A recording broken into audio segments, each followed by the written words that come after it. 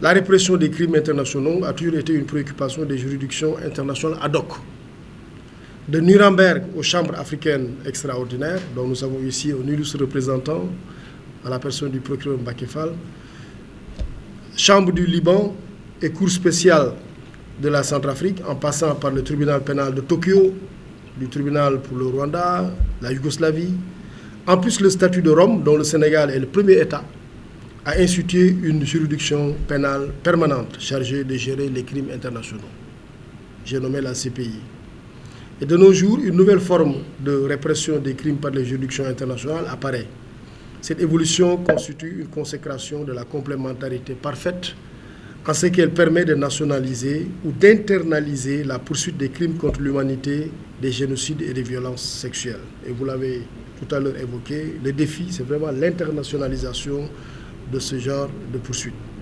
Mesdames et messieurs, le traitement de ces problématiques dans le cadre de ce séminaire permettra de renforcer la capacité des enquêteurs et juges nationaux et à faciliter la circulation et l'échange de bonnes pratiques entre autorités de poursuite. Les enquêtes et les poursuites de crimes internationaux deviennent fréquentes avec les juridictions nationales.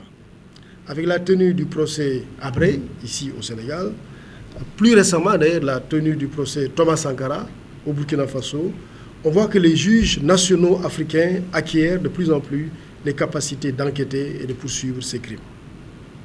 La gestion des crimes internationaux par les juges nationaux pose évidemment un certain nombre de défis qu'il ne faut pas occulter. Ces défis sont notamment d'ordre procédural, parce que souvent, s'il est simple, lorsque c'est un tribunal spécial, d'identifier le tribunal compétent, ce n'est pas le cas pour les juridictions nationales. Quel tribunal ou quelle cour est compétent? Et y aura-t-il forcément un double degré de juridiction? Il y a aussi des problèmes d'ordre organisationnel. Est-ce que c'est le système de common law ou le système de civil law? Ou est-ce qu'il faut plutôt faire un mixte? Le problème de la compétence, la composition de ces tribunaux, le fonctionnement aussi. On sait aussi que les difficultés aussi peuvent être d'ordre financier, notamment la capacité financière à traiter ces crimes aussi qui sont très coûteux. Je veux dire, quand on parle de cette justice, ce n'est pas la justice nationale, c'est des crimes extrêmement aussi coûteux. Et à cela s'ajoute une autre difficulté liée à l'absence de modules spécifiques sur la justice pénale, la justice pénale internationale dans les écoles de police et de magistrature. Souvent, c'est à l'occasion de ce genre de séminaire qu'on a l'occasion de se familiariser avec ce genre de justice. Mais on n'a pas souvent de modules dans les écoles de formation des magistrats dédiés exclusivement à ça. Mesdames et messieurs, c'est pourquoi la tenue de ce séminaire contribuera à coup sûr à relever ces défis et à permettre aux acteurs d'être mieux outillés en matière d'enquête et de poursuite des crimes internationaux. En effet, les Nations Unies et les pays en développement doivent davantage accompagner la justice nationale des pays africains sur, à mon avis, deux volets essentiels.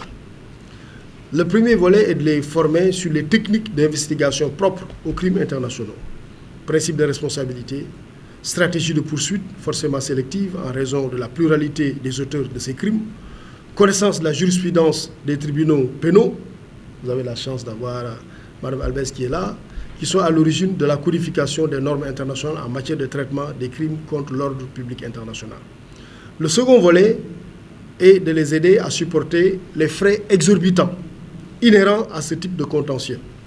Expertise historique, expertise militaire, expertise de contexte, expertise anthropologique, archéologique, balistique, graphologique ou écriture judiciaire. Chacune de ces expertises coûte en effet très cher. Et les budgets des ministères de la justice des pays africains, ça je suis bien placé pour le dire, dépassent rarement 1% du budget national. 1%. Souvent quand vous voyez la défense, l'enseignement supérieur, l'éducation, la santé, c'est ça qui prend le budget. Mais contrairement à ce qu'on comprend, la justice n'a pas de budget. La plupart des ministères de la justice ont des budgets qui avoisinent 1%. Généralement, légèrement au-dessus de 1%, parfois même moins de 1%. Voilà, et donc, tout compte fait, la justice pénale nationale ne saurait continuer à être exportée sous peine de remettre en cause sa souveraineté, d'où l'intérêt de privilégier la dévolution de ces crimes aux États. Et là, je suis parfaitement d'accord avec vous.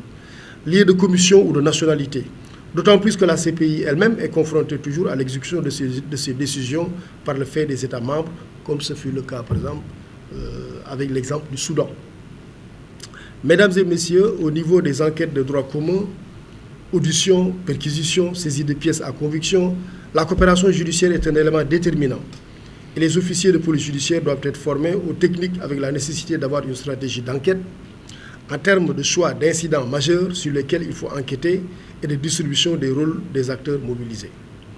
En ce qui concerne les poursuites, la règle principale reste la poursuite sélective en termes de le ou les responsables, tel qu'indiqué souvent dans les conventions internationales. Sur ce point, il est également important de définir une stratégie de poursuite en choisissant les incidents sur lesquels il faut enquêter. En définitive, au-delà de l'insuffisance des ressources, pour les enquêtes et les poursuites, il faut rappeler aussi l'exemple des poursuites qui ont réussi dans le cadre de coopération avec les autorités nationales. Je travaille depuis plus de 10 ans avec des magistrats africains. Il y a d'excellents juristes, d'excellents magistrats très expérimentés. Souvent, c'est une question des moyens. On l'a déjà discuté un peu au niveau de la formation. La justice n'est pas nécessairement le secteur qui est le mieux financé, et je le dis avec tout le respect pour tous les gouvernements respectifs. Là où je reste à titre personnel absolument convaincu qu'une démocratie sans un système judiciaire fort ne peut pas fonctionner. Il faut que les enquêteurs aient les moyens, il faut que les magistrats aient les moyens. C'est vraiment une des clés de succès pour toute démocratie et l'Afrique ne fait pas exception. Donc je crois qu'il y a des magistrats excellents. J'en ai beaucoup dans mon équipe.